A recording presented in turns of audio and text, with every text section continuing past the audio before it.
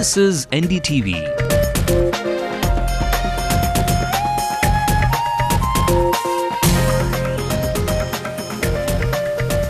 And you're watching NDTV Hindu.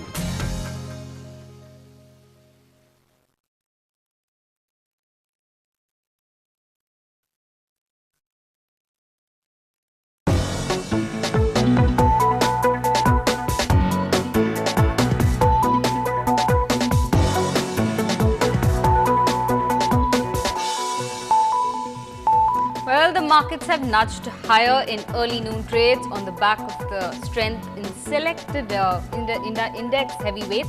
A very good afternoon. You're watching Stocks Calling with me, Minal Shah, and in the next 30 minutes, I'll be taking up your queries with the help of the leading market experts. So dial in with your queries on the number flashing on your screens, and I'll take up your call. Well, let's now begin with the global triggers. Stock dropped on Monday as concerns about the economic slowdown continue to weigh on the investor sentiment. That's in the American markets. The Asian markets were mixed in trade due to the jitters in the Wall Street, setting a cautious tone for the day. Now, however, oil prices are down ahead of the OPEC meeting, so all eyes will be on that meeting that may boost crude supplies. The European markets have opened on a fairly positive note.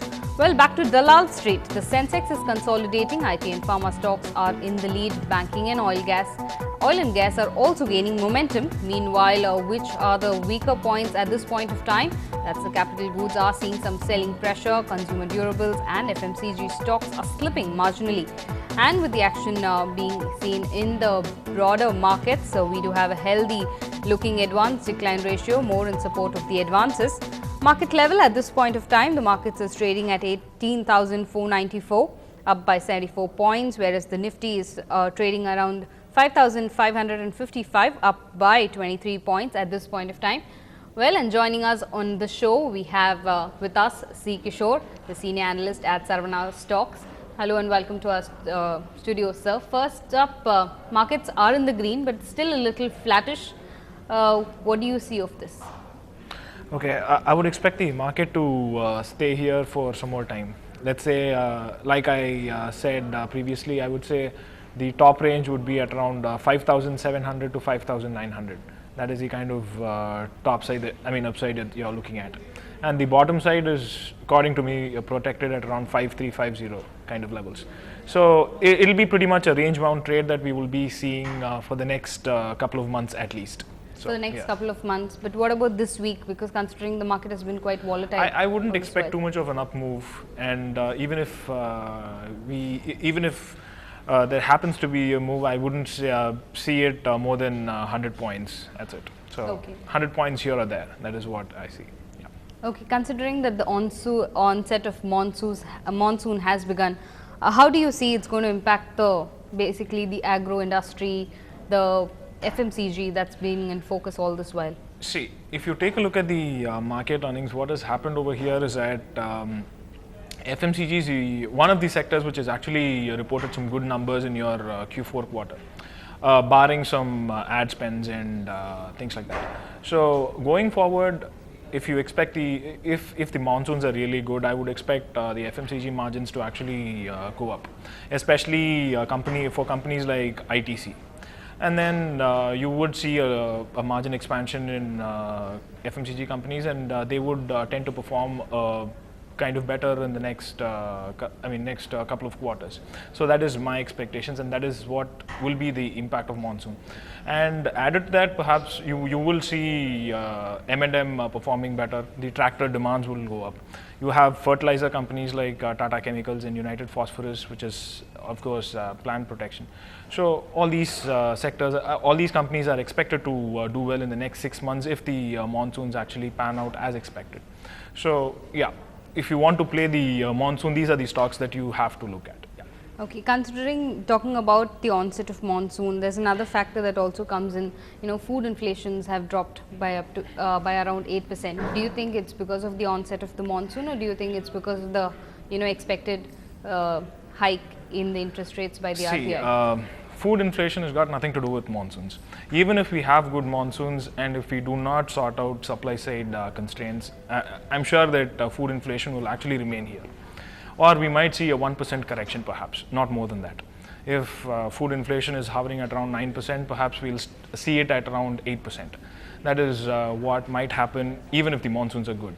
So until and unless the supply side issues are actually sorted out, I'm really sure that food inflation is not going to ease. Yeah. Okay, what about the interest hikes that we keep expecting from the RBI? See, at least for now, you wouldn't see this meeting. I'm not expecting a rate hike to happen for the simple reason that the government spending hasn't picked up, and then if you look at the Q4 GDP numbers, they've not been good either.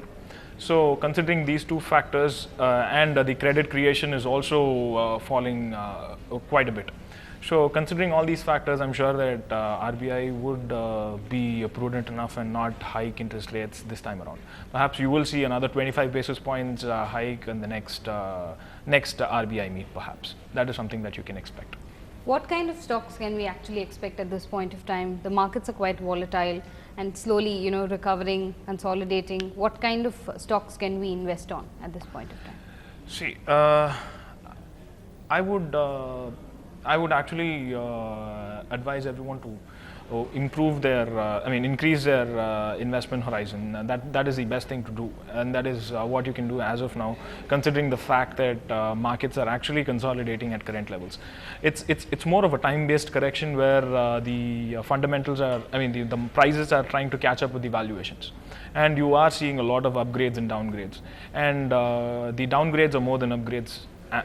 As far as analysts are concerned. And if you take a look at it, the average Sensex PE for FY12 is expected to be around 1,200. And most of the analysts feel that the Sensex earnings are expected to grow anywhere between 16 to 19% in the next 3 years time frame, CAGR. Okay. So considering all these factors, I would say that if you take a longer term horizon, I wouldn't be surprised if I get to see Nifty at around 7,000, 7,500 in the next couple of years time. But as of now, we will see range bound trading, and the stocks that you can perhaps look at would be something like Yes Bank, IDFC, which would be a financing play on the Indian infrastructure space. Perhaps something like TCS. You can look at predominantly the large caps is what I would say. Okay. Yeah. Let's take some callers right now. We have Vatsala Gokumar calling us in from Ananagar. Well, good afternoon, Vatsala. Tell us your query for the expert here. Hello, good afternoon. I bought Adani Power shares at rupees 136 a year ago. See, I'm a short-term investor, so do I hold or sell these shares? I'm confused about that. Okay. Adani shares. Okay, it was bought at 136. I would advise you to just hold on to Adani for the next 6 months at least. Increase your investment horizon would be my advice. For the simple reason that by FY13, Adani is expected to have 5,000 megawatts of power generation capacity.